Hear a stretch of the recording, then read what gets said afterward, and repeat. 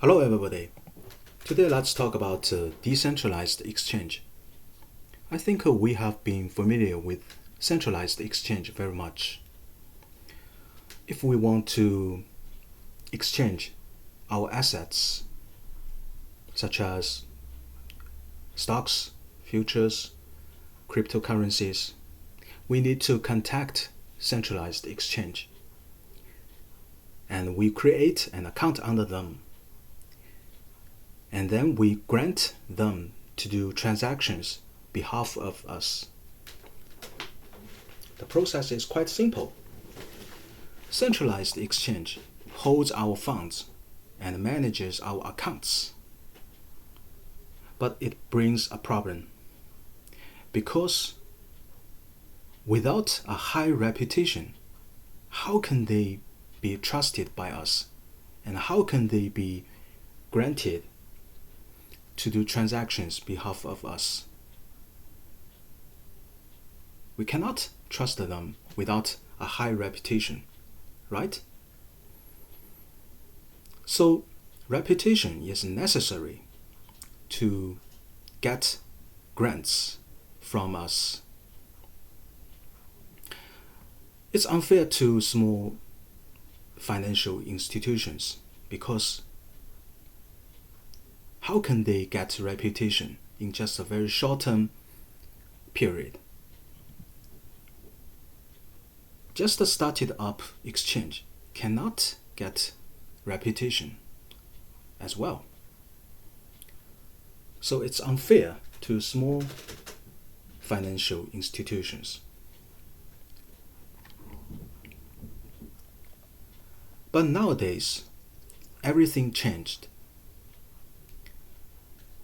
Even small financial institutions can do the same thing as the traditional centralized exchanges do.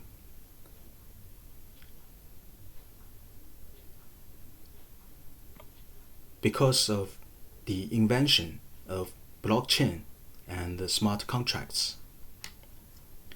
With the tech of blockchain and the smart contracts, all the accounts are segregated, and the small financial institutions can serve as an arbiter. They will not manage the accounts. They will not hold our funds as well. What they do is just to sign to approve our proposals to transfer funds. So under this mode, everything becomes more secure.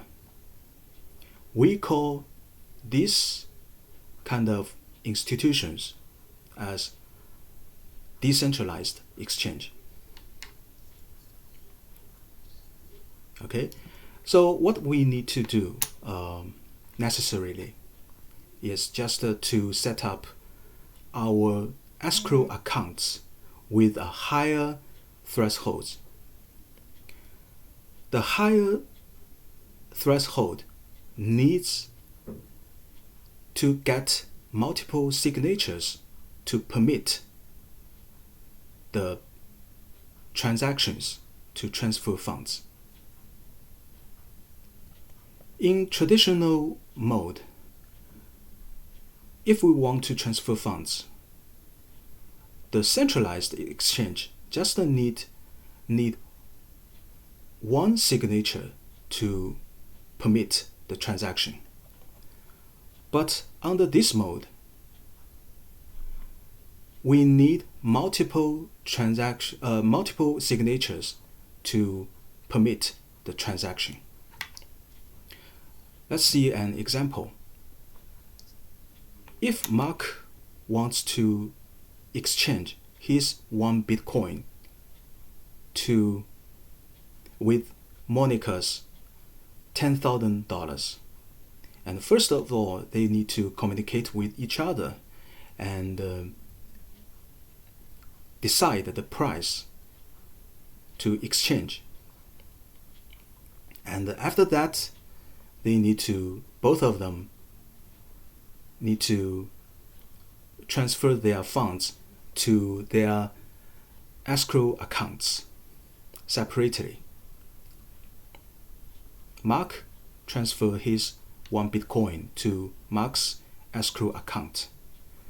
Monica transferred her $10,000 to her escrow account. And after that, they propose a transaction to transfer their funds. This proposal will be notified to the decentralized exchange. And after that, Mark and the decentralized exchange both sign for the proposal to permit the transaction to transfer 1 Bitcoin to Monica's account. And Monica and the decentralized exchange sign to approve the proposal to transfer $10,000 from Monica's escrow account to Mark's account. And after all the signatures are got, the exchange will be done. So the process is more complicated than the traditional mode. But under this mode, small institutions can join and to serve as decentralized exchange. So it make more opportunities to small institutions. But we can find actually this mode is not so realistic because Mark and Monica need to be always online because they need to communicate with each other and they need to decide the price. So it's not that realistic. So now I designed a new business process to simplify the process.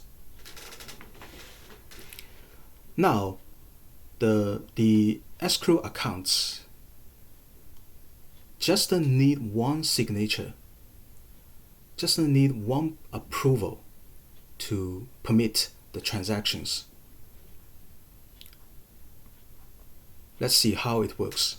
First, Mark check the order book instead of communicating with Monica, and he just need to check the order book and make the decision to transfer funds. And after that, he transfer 1 Bitcoin to his escrow account. And then he propose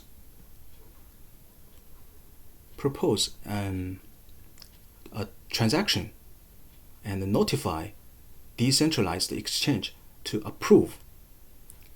And after that, decentralized exchange approves this transaction to transfer the 1 Bitcoin to decentralized exchange. And Monica will do the same thing separately.